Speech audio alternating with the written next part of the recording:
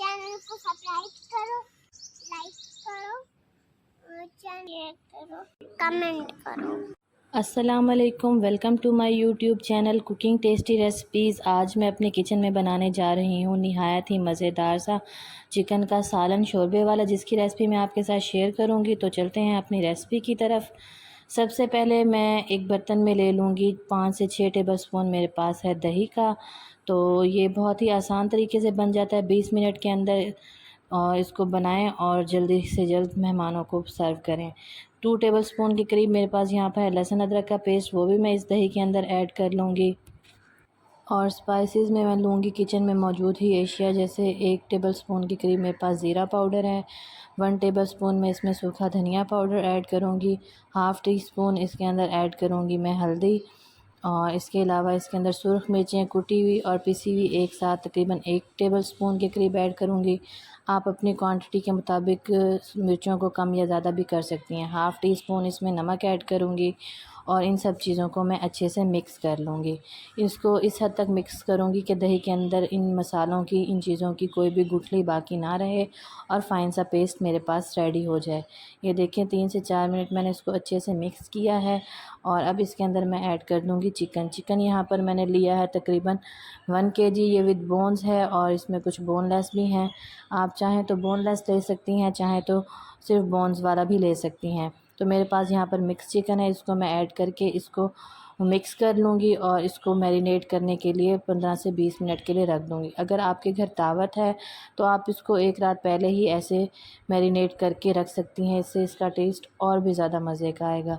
तो मैं यहाँ पर इसको इंस्टेंट कुक करूँगी, इसलिए मैं इसको तकरीबन आधे घंटे के लिए कुक करके छोड़ दूँगी। अगर आपको मेरा ये तरीका अच्छा लगा हो तो मेरी वीडियो को ज़रूर लाइक करें और मुझे कमेंट्स में बताएं कि आपको मेरी रेसिपी कैसी लगी। अब दूसरे बर्तन में मैं एक तरफ ले लूँगी 1 कप के करीब मेरे पास यहाँ पर ऑयल है। ऑयल को मैं इसके अंदर डालकर अच्छे से गरम कर लूँगी और इसके अंदर कुछ खड़े मसाले ऐड करूँगी, जिसमें कि ज़ीरा, सब्ज़ इलायची और जायफल, जावित्री और बादियान के फूल हैं। इसको मैं इसके अंदर 2 से 3 मिनट के लिए कुक करूँगी ताकि ऑयल में अच्छी सी खुशबू आ जाए।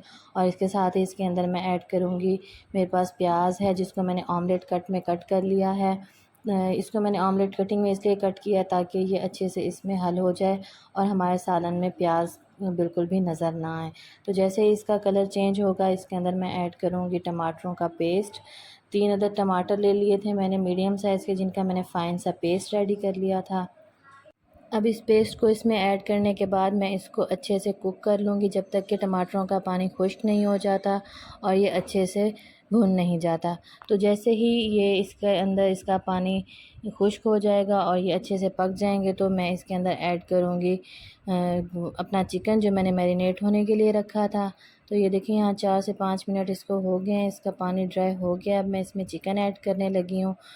तो ये देखिए मैं इसको अच्छे से साफ़ कर लूँगी ताकि कोई भी इसका मटेरियल ज़ाया ना हो। अच्छे से बाउल को नीट करने के बाद चिकन को मैं इसमें अच्छे से मिक्स करूँगी। थोड़ी सी देर में चिकन जब इसमें अच्छे से मिक्स हो जाएगा तो मैं इसको कवर कर लूँगी 10 से 15 मिनट के लिए।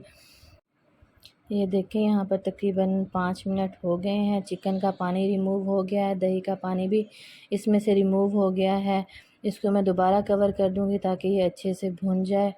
और अब इसके ऊपर मैंने ऐड किए हैं 3 से 4 अदद सब्ज़ मिर्चें और इसके साथ ही मैं इसके अंदर ऐड कर रही हूँ 1 गिलास के करीब मेरे पास पानी है। आप चाहें तो जितना इसका शोरबा रखना हो उस मुताबिक से आप इसमें पानी भी ऐड कर सकती हैं।